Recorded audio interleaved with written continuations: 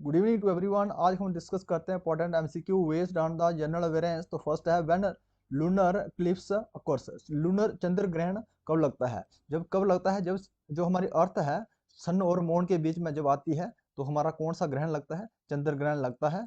तो इसका है, हम याद रख सकते हैं इसको, MES। कौन सा? जब मून और सन के बीच अर्थ आती है तो कौन सा आता है? लूनर इक्लिप्स लगता है। तो सोलर इक्लिप्स, जो सोलर इक्लिप्स है ये कब लगता है? जब हमारा जो मून आता है अर्थ और सन के बीच, तो कौन सा लगता है? Solar Eclipse.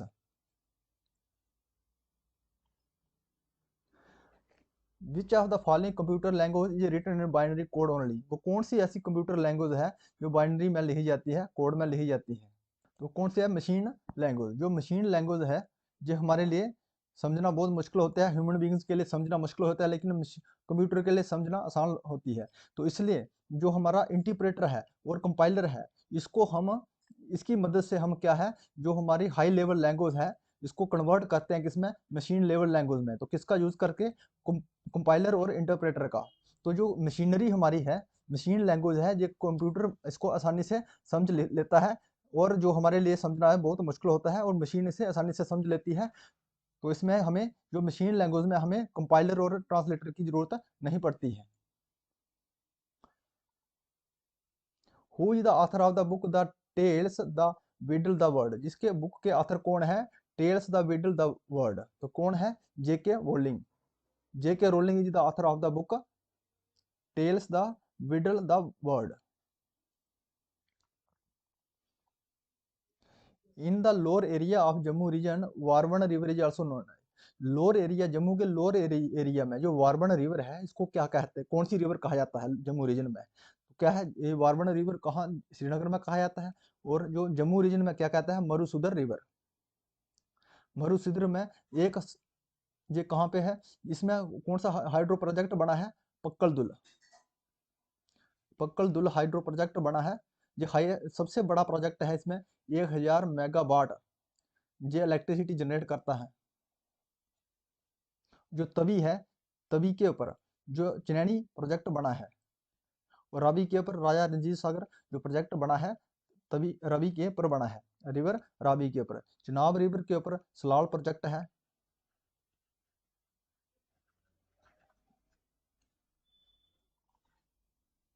सुरू रिवर ओरिजिनेट फ्रॉम, जो सुरू रिवर है हमारी, ये कहाँ से ओरिजिनेट होती है? कौन से ग्लेशियर से ओरिजिनेट होती है?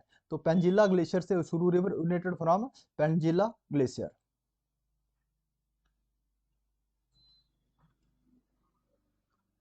विच river originate in the Machoi glacier near the Zojila pass? वो कौन सी रिवर है जो मंचोई ग्लेशियर से ओरिजिनेट होती है जुजिला पास के पास? जो कौन सी रिवर है वो है द्रास। द्रास रिवर कहाँ से ओरिजिनेट होती है? वो होती है मंचोई ग्लेशियर से। और एक कलोही ग्लेशियर है, कलोही ग्लेशियर है, वहां से कौन सी रिवर ओरिजिनेट होती है? कलोही ग्लेशियर से कौन सी रिवर ओरिजिनेट होती है? वो रिवर है हमारी लीदर रिवर। कौन सी रिवर है? लीदर रिवर।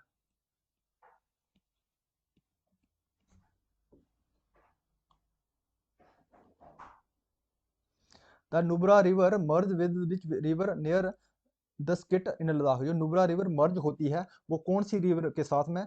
लद्दाख के दसकट में। तो कौन सी रिवर के साथ मर्ज होती है? वो है शोक river.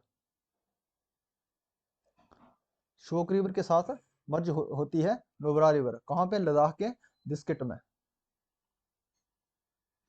The river Jhelum is the main gateway of the valley of Kashmir. It is total length in the valley. जो रिवर झेलम है जो मेन गेट बनाती है, जिसमें गेट वे है कश्मीर वैली का, इसकी जो टोटल लेंथ है जम्मू कश्मीर में तो कितनी है? 725 किलोमीटर। इसकी टोटल लेंथ कितनी है जम्मू कश्मीर में? टोटल 725 किलोमीटर है। Which disease has been linked with the Zika virus? वो कौन सी बीमारी है जो जीका वायरस के कारण होती है? तो कौन सी बीमारी है वो? बोल है गुलियन वेरी सिंड्रोम। इसके साथ लिंक करती है जीका वायरस से। जो जीका वायरस है ये किससे कैसे फैलता है? जो किसके होता है? एंडीज। जो एंडीज है, जो एंडीज हमारी मलेरिया की, ये एंडीज जो है ये एक हमारी वो है फ्लाई है। एंडी स्पीसीज है, ये मॉस्को काटने से, ये मॉस्किटो है हमारा, मॉस्किटो के काटने से, बाइट करने से कौन सा, वो एडीज है, एडीज स्पीसीज, उससे क्या फैलता है, जीका वायरस।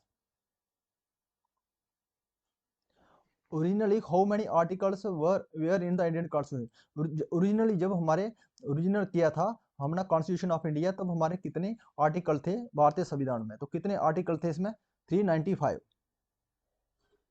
395 उस समय हमारे आर्टिकल थे, वो 395 आर्टिकल थे हमारे आर्टिकल। और शेड्यूल कितने थे हमारे, जो शेड्यूल थे ये कितने थे, 8 शेड्यूल थे, शेड्यूल 8 थे। और हमारे पार्ट, पार्ट कितने थे, 22। लेकिन 104 104 अमेंडमेंट एक्ट के, अमेंडमेंट एक्ट तक हमारे कितने शेड्यूल थे, हमारे आर्टिकल हो गए, टोटल आर्टिकल हो गए 448 हमारे आर्टिकल हो गए, 44 आर्टिकल। और इसमें हमारे 25 पार्ट, और कितने 25 पार्ट हो गए। और उसके बाद में 12 शेड्यूल हो गए, 12 शेड्यूल। ये 104 अमेंडमेंट एक्ट तक, ये कब हुआ था, 22 में, 22 में। तो हमें पूछा गया ओरिजिनली कितने थे, जब स्टार्टिंग में हमारा संविधान तैयार हुआ था तो कितने आर्टिकल थे, और हमारे आर्टिकल को बनाने में कितना टाइम लगा था, कितना टाइम लगा, 2 साल लगे थे, 11 महीने,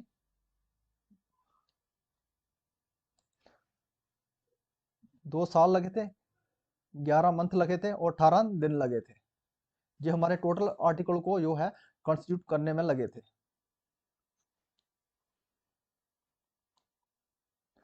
which is used for holding programme instruction that can not be change through the life of the computer, वो कौन सी ऐसी प्रोग्राम इंस्ट्रक्शन है वो चेंज नहीं कर सकते पूरी कंप्यूटर की लाइफ तक, वो कौन सी इंस्ट्रक्शन है, होल्डिंग इंस्ट्रक्शन है, तो किसमें है, रोम, जो रोम को हम चेंज नहीं कर सकते हैं, रोम को हम चेंज नहीं करते हैं। ये नॉन वोलाटाइल मेमोरी है, नॉन वोलाटाइल मेमोरी है।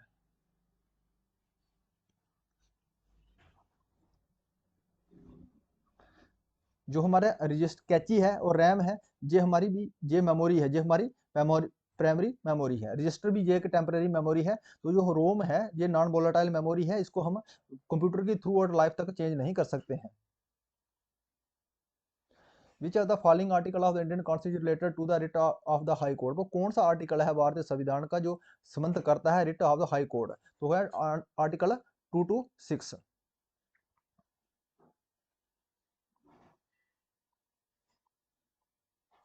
The delta of which river is the largest delta in the world, कौन सी रिवर का डेल्टा सबसे बड़ा डेल्टा है दुनिया में, तो कौन था, अमेजन रिवर का सबसे बड़ा डेल्टा कौन सा है, अमेजन रिवर का।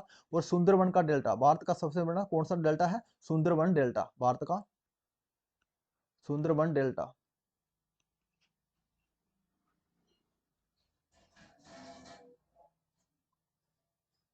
Who is known as the saviour of the Kashmir, जो सेवर ऑफ कश्मीर के नाम से कौन जाना जाता है, कौन से पर्सन है वो जाने जाते हैं saviour of the Kashmir, that is brigadier Rajendra Singh is known as the saviour of the Kashmir.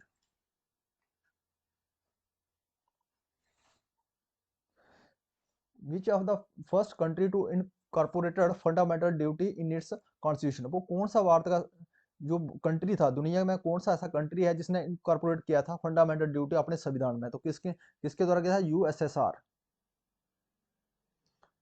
USSR. जो फंडामेंटल ड्यूटी है ये भारतीय संविधान में कौन से पार्ट में रखा गया है, पार्ट में 4A में फंडामेंटल ड्यूटी रखा गया है। If you like this video please subscribe my channel, thanks for watching.